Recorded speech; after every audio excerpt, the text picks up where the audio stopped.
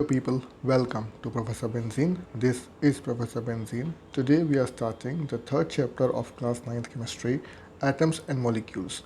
In the first part, we'll talk about laws of chemical combination. So let's begin.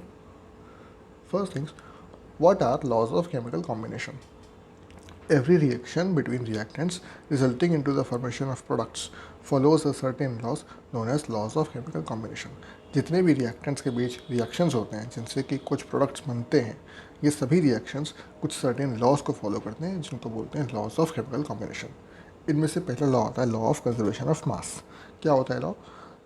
Mass can neither be created nor be destroyed during a chemical reaction.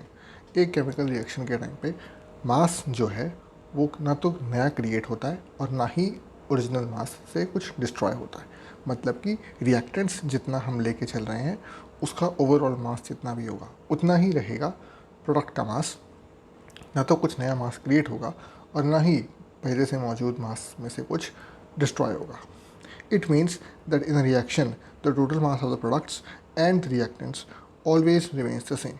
मतलब अगर A plus B will give C plus D एक reaction है जिसमें A plus B का जो overall मास है reactants का वो अगर 50 ग्राम्स है तो C plus D जो प्रोडक्ट बन रहे हैं इन द एंड उसका मास भी 50 ग्राम्स ही होगा, ना 49 हो सकता है और ना ही 51. Neither created nor destroyed. Second comes law of definite proportions. In a chemical substance or a compound, the elements always are present in a fixed ratio by mass. किसी भी केमिकल सब्सटेंस या कंपाउंड में यानी कि कुछ भी chemical compound जो मौजूद है उसमें जो एलिमेंट्स हैं वो एक डेफिनेट रेशियो में फिक्स रेशियो में आपस में कंबाइन होते हैं. सिंपल चीज़, वो एक फिक्स रेशियो में कंबाइन होंगे.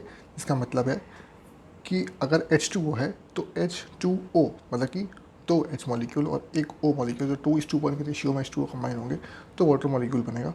तो it's a fix ratio. Same तरीके से CO2 तो एक C और दो O2 1:2 का रेशियो वहाँ पे कार्बन और ऑक्सीजन का, तो वो एक फिक्स रेशियो में कंबाइन होंगे तभी बनेगा एक कंपाउंड या एक सब्सटेंस. इसको बोलते हैं law of definite proportions. Next we talk about Dalton's atomic theory. Dalton's atomic theory explains the laws of chemical combination. Its postulates are Dalton's atomic theory से laws of chemical combination जो हमने पढ़े इनको explain कर सकते हैं. कैसे? All matter is made up of small particles called atoms. जितना भी मैटर है वो स्मॉल पार्टिकल्स से मिलकर बना हुआ है जिसको एटम बोलते हैं. Atoms are indivisible particles can either be created not be destroyed.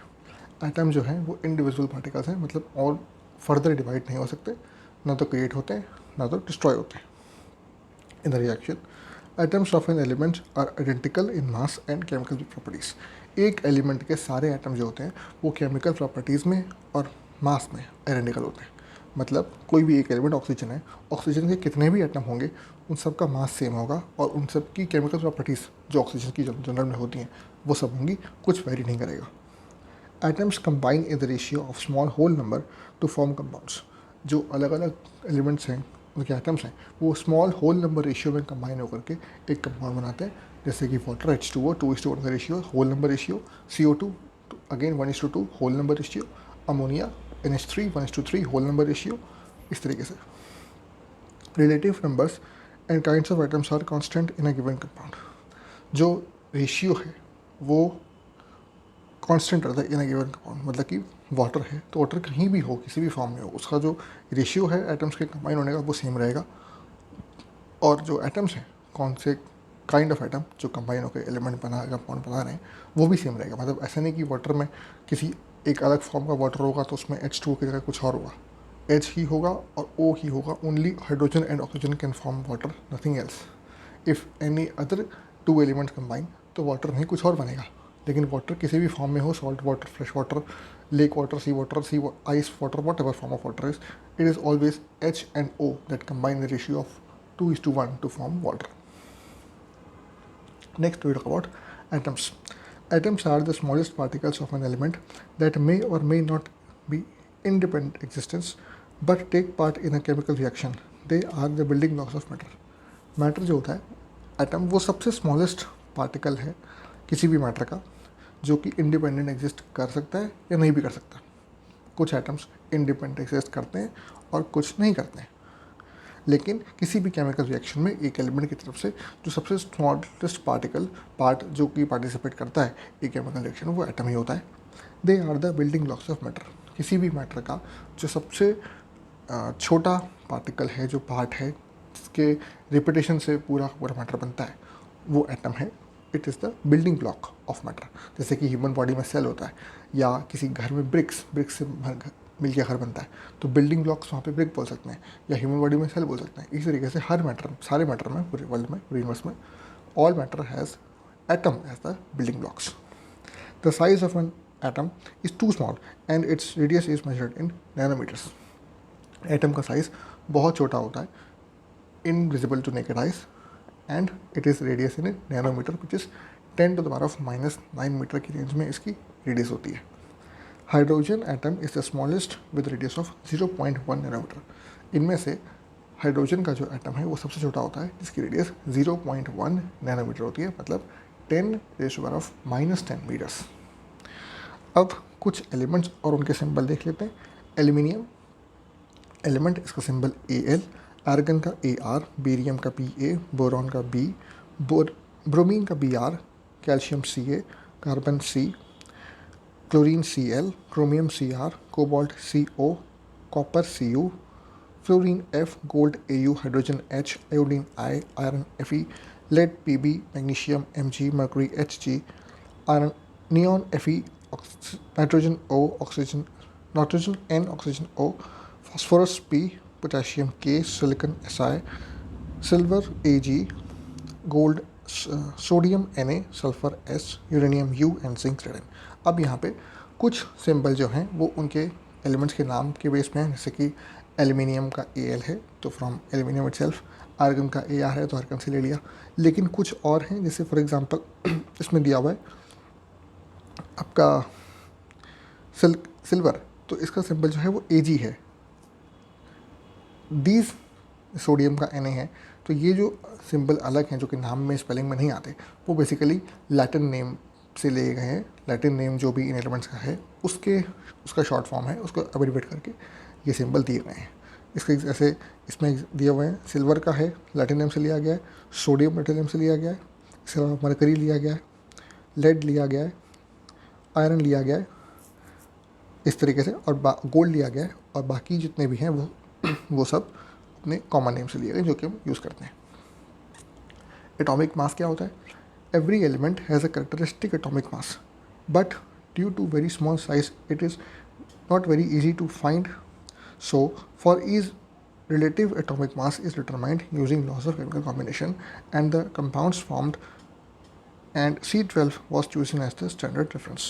Atom बहुत छोटा है तो उसका जो मास है वो कैलकुलेट करना उतना आसान नहीं होता, इसलिए रिलेटिव एटॉमिक मास उसके हम कैलकुलेट करते हैं।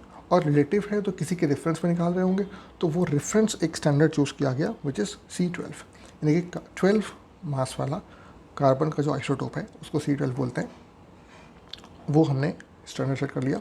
अब कार्बन C12 के मास के रिलेशन में उसके रिलेटिव कॉरस्पॉन्डिंग किसी भी एलिमेंट का जो मास होगा उसको हम एटॉमिक मास बोलेंगे। अब रिलेटिव एटॉमिक मास निकालते हैं कैसे? It is the number of times a given atom is heavier than 1/12 of the mass of C12 atom और the average mass of the atom as compare to 1/12 of the mass of carbon 12th atom C12 atom. C12 atom का जो मास होगा उसके 1/12 part से कितना ज़्यादा heavy है कोई भी एलिमेंट का एटम, उसको बोलेंगे रिलेटिव एटॉमिक मास।